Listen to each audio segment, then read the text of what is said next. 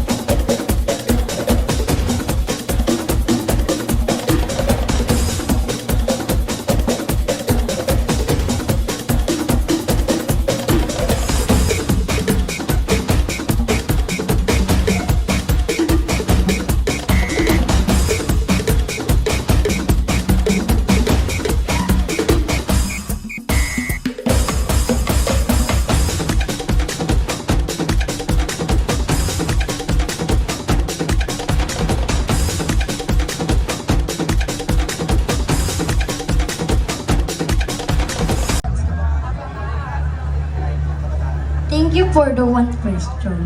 Hashtag kabataan. Lagi natin papakatandaan. Ang kabataan po natin tumutulong po sa ating mga sarili. Kaya lahat ng mga dito, sinuportahan po ako. Ako lang po mag-isang pumunta dito sa patimpanak nito. Maraming salamat po na sinuportahan niyo ako mga nanonood, mga huradong manonood. Kaya ako, isang baklang tumatayo sa inyo para upang makatulong sa aking magulang. Kaya nga po, wala po akong kasama pumunta dito. Ay lang po at maraming salamat.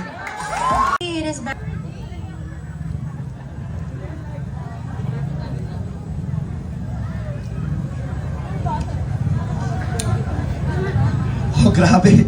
Very political. Hashtag extrajudicial killing. Once again, hashtag extrajudicial killing. So you have your time. Walang timer siya. So your thoughts and your opinions about hashtag extrajudicial killing. Thank you so much. The hashtag that I pick is extrajudicial killing.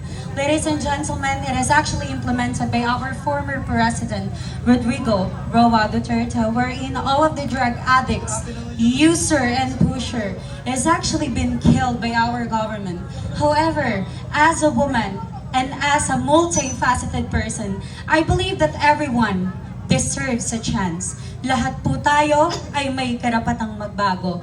Because whether you'd be a pusher, whether you'd be a user, for as long as you know how to change yourself for the better, you can be able to inspire other people. And you can be able to inspire those people who was using drugs. Ladies and gentlemen, if we are going to tackle about extrajudicial killing, many of us thinks that they deserve it. Many of us thinks that they don't deserve it. But as a Filipino, we should always respond that we should always be pro-Filipino, where everyone has a chance to live and everyone is a mass, and that should be prioritized, that we should not use drugs because it will end our life. And by that, or in this timely manner, I would like to educate someone. Wala hong mamamatay sa paggamit ng droga kung tayong lahat ay matututo sa ating mga nakaraan. Thank you and good evening. Alright, maraming salamat po.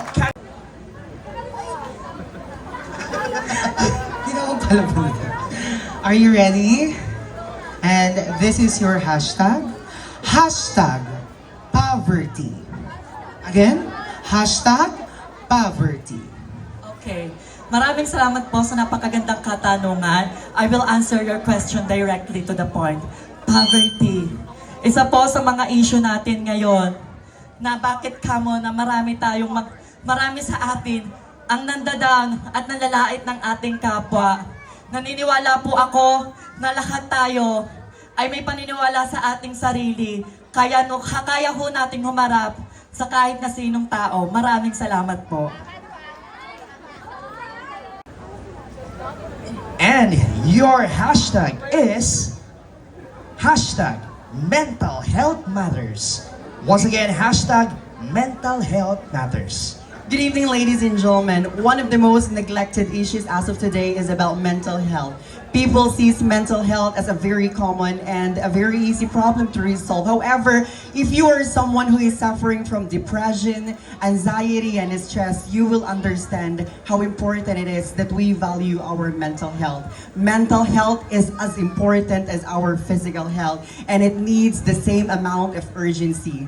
Ladies and gentlemen, it is undeniable that from the year 2023, 10% of the total death rate of the entire world is due to depression caused by suicide. And it is important that we educate this younger generation that mental health should be taken care of.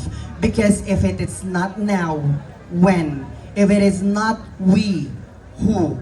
Ladies and gentlemen, many people have suffered because of mental health. And there are so many factors why this is happening. So, people of this barangay, may we, the LGBTQIA+ community, be a living testament of you that because of so many things, hatred, discrimination, and so much more, mental health are being compromised. So tonight, Allow me to be a testament and an instrument for each and every one. Let us all together hold hands, empower one another, because we are the key towards a better mental health status. We should take care of our family, take care of ourselves, and take care of all the people surrounds us. Let us put love first more than hatred. Good evening. Wow, once again, ladies and gentlemen, and your hashtag.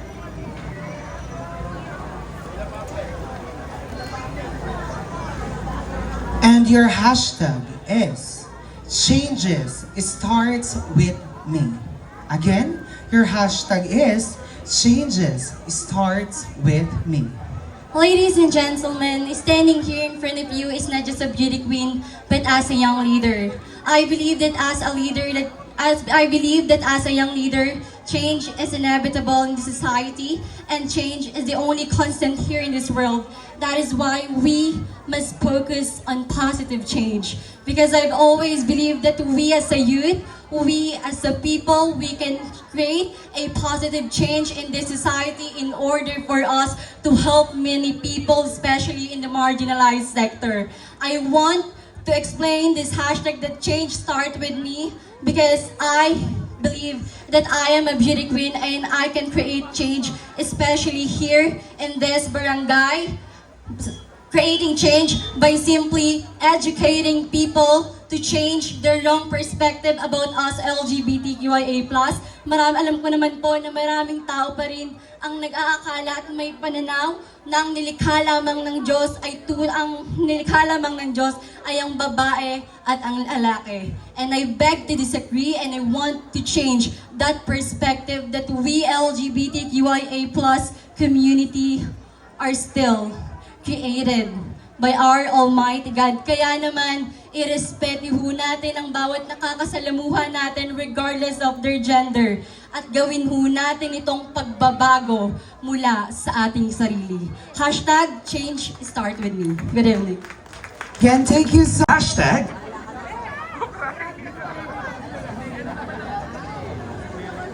Hashtag cyberbullying. Once Wow. again, hashtag cyberbullying. Well, thank you very much for that wonderful hashtag. You know what, ladies and gentlemen, I've been experiencing cyberbullying. Most especially every time I join pageant, and every time there's a blogger, influencer who's having live or posting some videos, clips from the pageant. Why? Because I am a person who has a speech deficiency. I am a person with a disability. That's why I've been experiencing cyberbullying. But no matter those bullies, I'm still keep on joining pageant. I keep still standing in front of each and every one, and most especially those bullies. That's proving my worth, proving my weaknesses, and those bullies will not stop me for chasing my dream, because I'm here to prove to each and every one, no matter what weaknesses you have, you're still a perfect creation of God, and you have worth in your life for you to discover and for you to love yourself. Thank you. Wow! Maraming salamat po, Candace. hashtag sangguniang kabataan. Again, your hashtag is hashtag sangguniang kabataan. Wow. Well, ladies and gentlemen, as we all know that Sangguniang Kabataan, or the SK persons of our society, those are the persons who represent ang mga kabataan dito sa ating barangay. And definitely, ladies and gentlemen, because of the SK chairmans, kagawad, and officials, they deliberate the society with meaningful lesson, because ang kabataan ho, lagi nating tatandaan ang sinambit ng ating Jose Rizal. Kabataan, ang pag-asa ng ating bayan, na kung saan ang mga kabataang ito ang nagbibigay impluensya sa mga kabataang naririto ngayong gabi, na kung saan sila ang nagiging gabay patungo sa tagumpay na kinakaharap ng bawat kabataan, na kung saan lagi nating pagkakatandaan dito sa ating mundo, maraming kabataan po ang naliligaw ng landas Maraming kabataan po ang hindi sumusunod sa kanilang mga magulang. Maraming kabataan ang nalululong sa tinatawag nating droga. Lagi nating pagkakatandaan na silang mga sangguniang kabataan ang tumutulong sa bawat individual, lalong-lalo na sa mga kabataan na hindi maligaw ng landas kailanman. Lagi ho nating pagkakatandaan sa bawat kabataan na narito ngayong gabi. Lagi ho nating iisipin at isa sa puso ang pag-aaral. Dahil sa pag-aaral, wala kang talo. Thank you so much. Your hashtag is hashtag. Sa kanila is happiness lang po. Yun lang po. Thank you. Okay. Yes. Sure, but... Okay. You may now pick your question. Or your hashtag rather.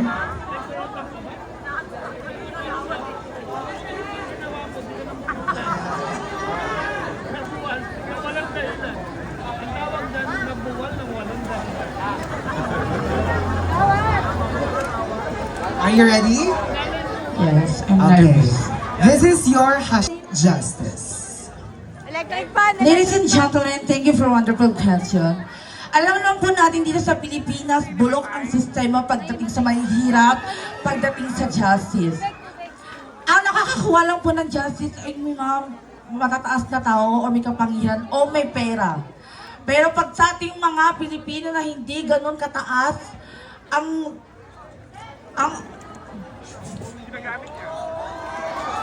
katayuan dito sa Pilipinas, hindi mo makukuha yung justice. Ang justice na po para lang po sa mga mayayaman. Ayun lang po at maraming salamat. Thank you. Thank you so Tania.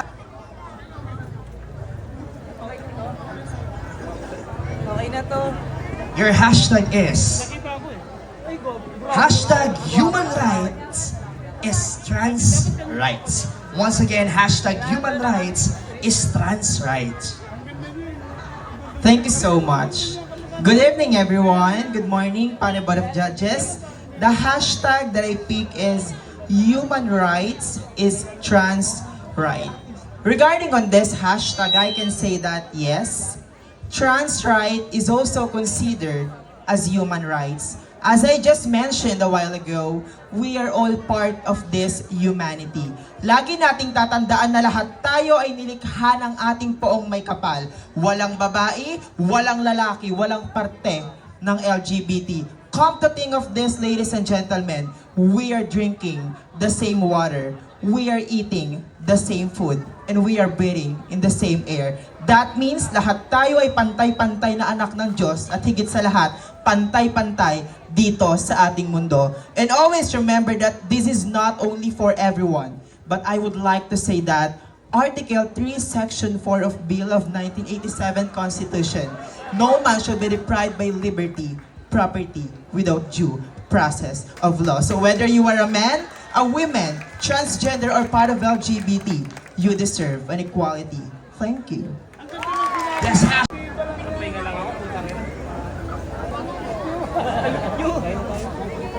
Are you ready? Okay. And this is your hashtag. Hashtag same-sex marriage.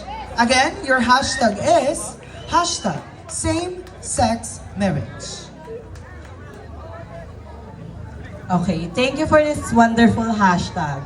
Ladies and gentlemen, panel board of judges, the hashtag that I pick is same-sex marriage. O ang sarian na magkapareho na ikakasal.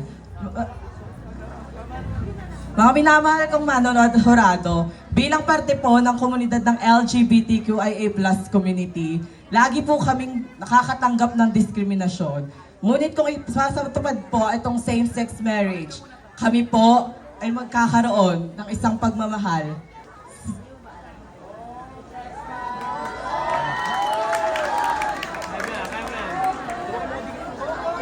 Kami po ay matatanggap ng lipunan at higit sa lahat, tayo pong lahat ay magkakapantay-pantay dito sa mundong kinagagalawan. Marami pong salamat.